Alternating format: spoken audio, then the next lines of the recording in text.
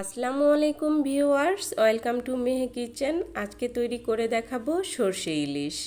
অনেকে সরষে ইলিশ রান্না করলে সরষে ইলিশের গ্রেভিটা খেতে কিন্তু তিতা লাগে, তাই কোনো প্রকার তিতা ছাড়াই গ্রাম বাংলার অথেন্টিক যে সরষে ইলিশের রেসিপি সেটাই আপনাদের সাথে শেয়ার করব। আর এটা খেতে কিন্তু ভীষণ মজার হয়। আশা করছি আজকের রেসিপিটি আপনাদের খুবই ভালো লাগবে। সরষে ইলিশ রান্না করার জন্য প্রথমে একটা পেস্ট তৈরি করে নিয়েছি। এজন্য একটা ব্লেন্ডারের জারের মধ্যে নিয়ে নিয়েছি হাফ কাপ পেঁয়াজ, আর এর মধ্যে দিয়ে দিয়েছি বড় সাইজের 2 টুকরো রসুন, 2টা কাঁচা মরিচ, আর নিয়েছি এখানে 1.5 টেবিল চামচ হলুদ সরিষা। আমার কাছে পার্সোনালি মনে হয় কালো সরিষাটা দিয়ে সরষে ইলিশ রান্না করলে তিতা লাগে, তাই আমি যখনই সরষে ইলিশ রান্না করি হলুদ সরিষাটা দিয়ে রান্না করার চেষ্টা করি। আপনারাও হলুদ সরিষাটা নেওয়ার চেষ্টা করবেন। এখানে সামান্য একটুখানি পানি দিয়ে সব কিছু একসাথে ব্লেন্ড করে নিব।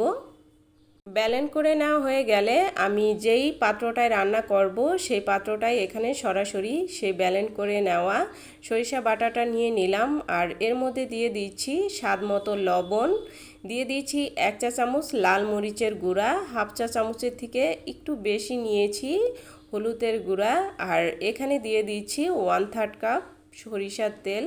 যেহেতু সরষে ইলিশ রান্না করব এখানে সরিষার তেলটাই ব্যবহার করতে হবে।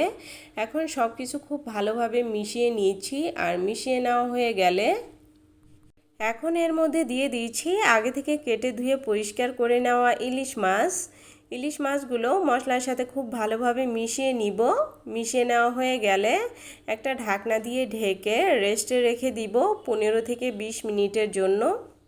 আর এই সময়ের মধ্যেই কিন্তু মাছের মধ্যে লবণটা খুব ভালোভাবে ঢুকবে আর মাছটা খেতেও ভালো লাগবে। ফিরে এলাম 20 মিনিট পর। আর প্যানটাকে আমি সরাসরি চুলায় বসিয়ে দিয়েছি। আর যেই জারটাতে আমি মশলাটা ব্লেন্ডার করেছিলাম সেটা ধুয়ে আমি এখানে কিছুটা পানি দিয়ে দিয়েছি। এখন মাছগুলোকে একটু মিশিয়ে নিব আর ঢাকনা দিয়ে ঢেকে এটাকে রান্না করে নিব 5 মিনিট চুলার আঁচটা মিডিয়ামে রেখে। 5 মিনিট পর ঢাকনাটা উঠিয়ে এর মধ্যে দিয়ে দিয়েছি 2টা কাঁচামরিচ, মাঝখান থেকে আমি ভাগ করে নিয়েছি।